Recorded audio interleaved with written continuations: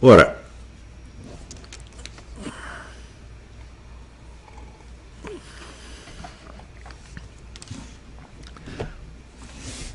os costumes que nós seguimos, que são, vamos dizer, a base dos julgamentos que nós fazemos sobre os fatos, todos têm uma origem. Se você acha que certas coisas certas ações são certas e outras são erradas, umas são boas, outras são más, tudo isso se baseia em quê? Num sistema de valores. Esses valores têm uma história. Eles podem ter sido, sei lá, pode ter sido revelado por Deus no começo dos tempos. Pode, nada impede, tá certo? Mas isso só resolve o problema? Eu falo, não. Porque Deus, quando revela uma coisa, ele revela para um sujeito. O profeta. E esse profeta tem que explicar para os outros. Então você vai ter que voltar até a história do profeta e saber o que Deus falou para você. Não foi perguntar para Moisés quando ele desceu do Monte Sinai? O que ele falou para você lá em cima? Falou tal coisa, pá. Não é isso? Então, aí você tem uma origem, é a origem divina. Outros valores e critérios de julgamento podem ter uma origem que não seja divina. Pode ter sido, por exemplo, uma descoberta genial. O sujeito ele achou que as coisas eram assim, explicou e todo mundo acreditou. Mas você tem que saber de onde o sujeito tirou isso. Né? Então, quando você não sabe a origem, tudo para você vira origem divina. E você aceita aquilo tudo como se fosse uma autoridade que pesa sobre você.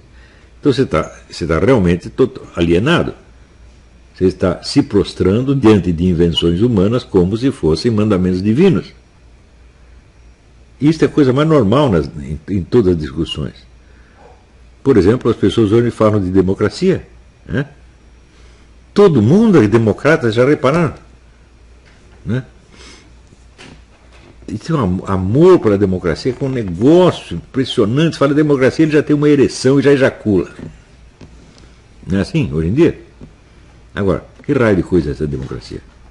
Você vê que o contexto da discussão sobre democracia é o seguinte: existem as instituições democráticas, que são o Congresso, isso é, o Senado e a Câmara de Deputados, né? O sistema judiciário, e por outro lado existe o quê? A intervenção militar, a ditadura. Não é esse o conflito? Quando fala, temos que defender a democracia, estamos defendendo coisa aqui. Contra o autoritarismo, contra a tirania militar, etc, etc, etc.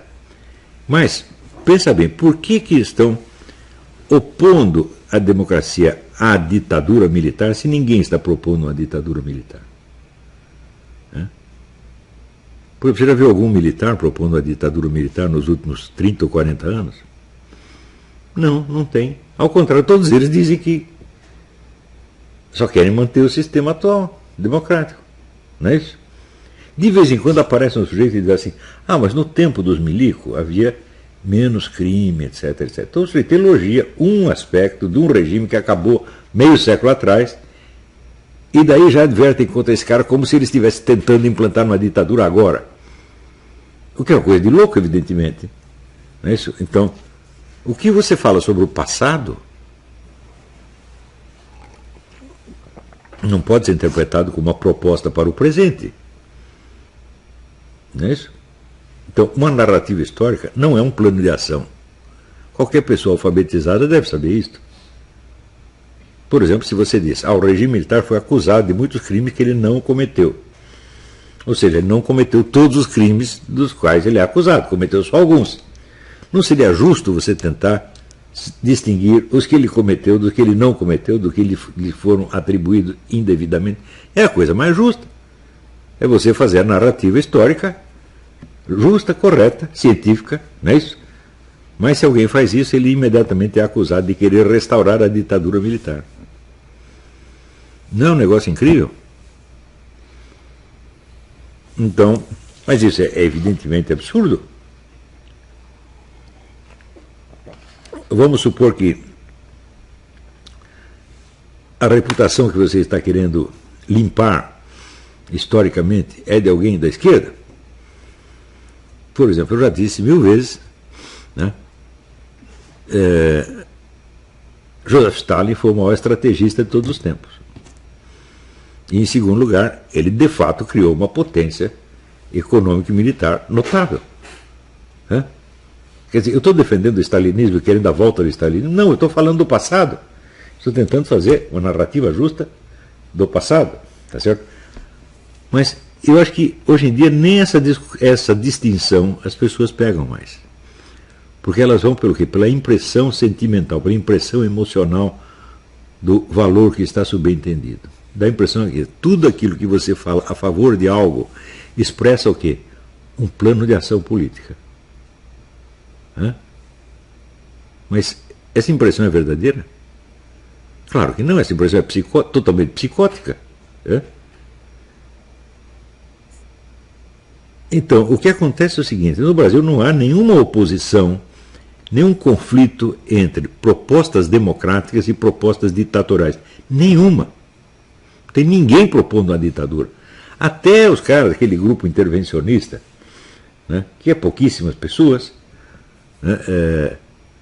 quando falam de intervenção militar, eles falam no sentido de restaurar uma democracia, uma coisa assim. Ninguém está propondo um regime militar. Mas se ninguém está propondo um regime militar, por que defender a democracia contra a ditadura? Por que todo mundo tem que mostrar, eu sou democrata, eu defendo as instituições democráticas, etc, etc. Não acontece isso. Todo mundo que fala, abriu a boca, já está lá a democracia. Não é isso? A democracia e o Estado de Direito. É o senhor, Arruinaldo, Estado de Direito, Azevedo. Não é isso?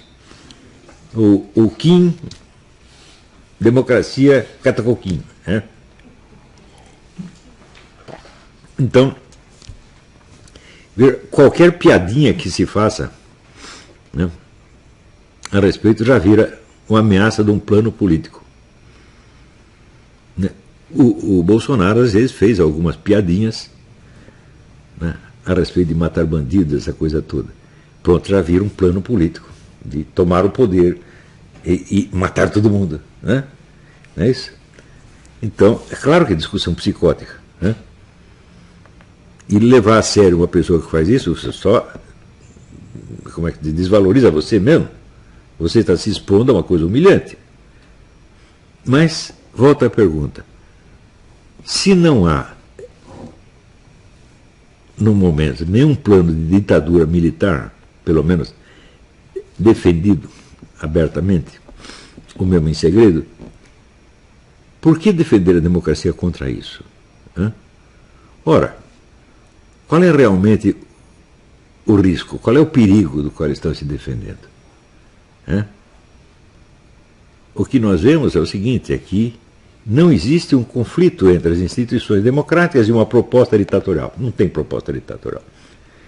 Mas o que existe é um conflito entre as instituições democráticas e o povo. Praticamente tudo que o povo quer, o Senado, a Câmara e o STF não querem. Eles querem hoje mesmo. O Bolsonaro tinha feito um decreto flexibilizando a posse de armas, obedecendo, portanto, a uma decisão popular num plebiscito de anos atrás. O Senado já cortou. Ou seja, as instituições democráticas estão repletas de pessoas que estão contra o povo. Então a briga não é entre democracia e ditadura, é contra dois conceitos de democracia.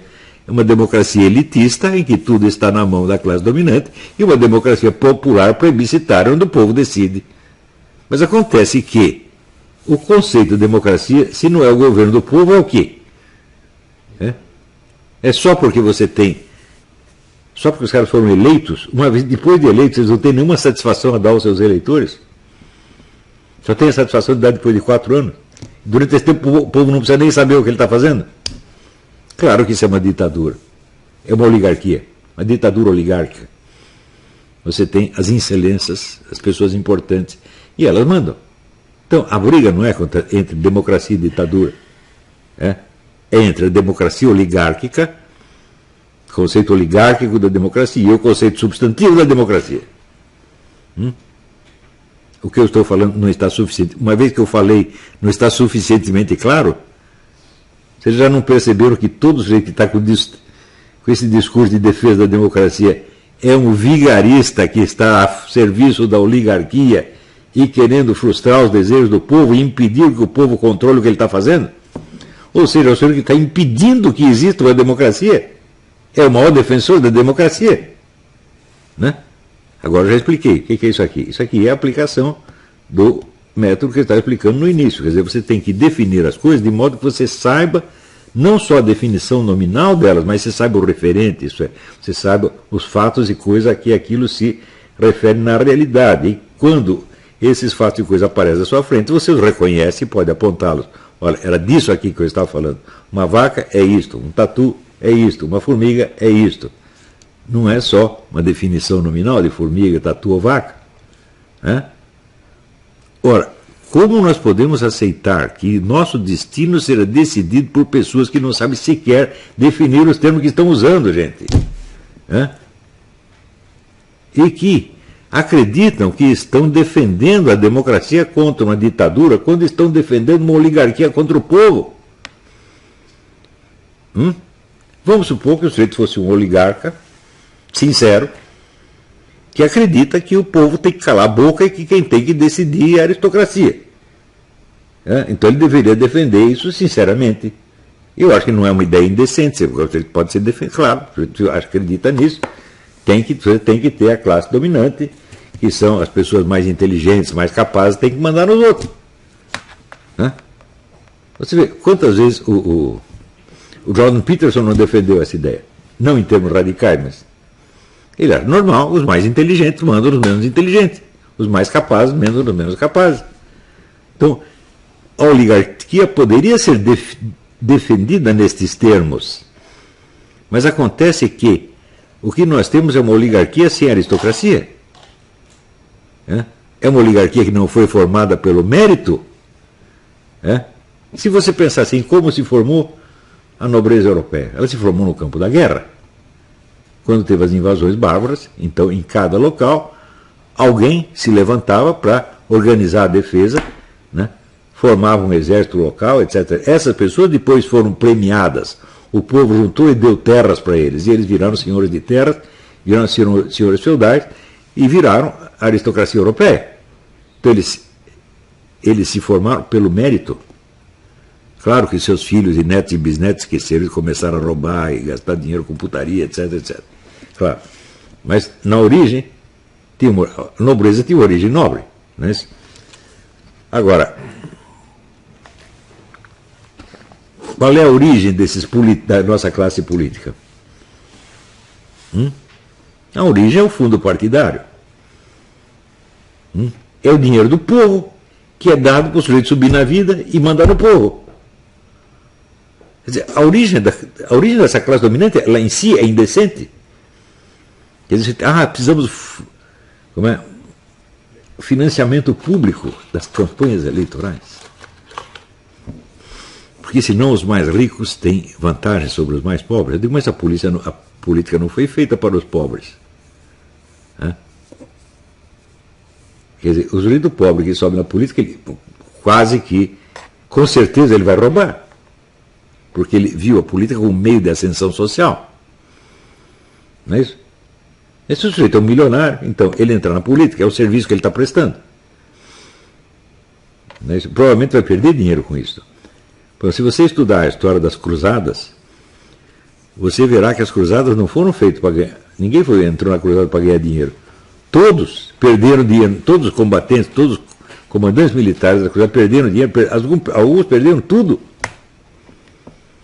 O objetivo deles era outro. Agora, você quer democratizar a chance do sujeito ser deputado ou senador? Você está brincando comigo? Você quer democratizar a chance de você ser um membro da oligarquia? Não percebe que isso é contraditório, não?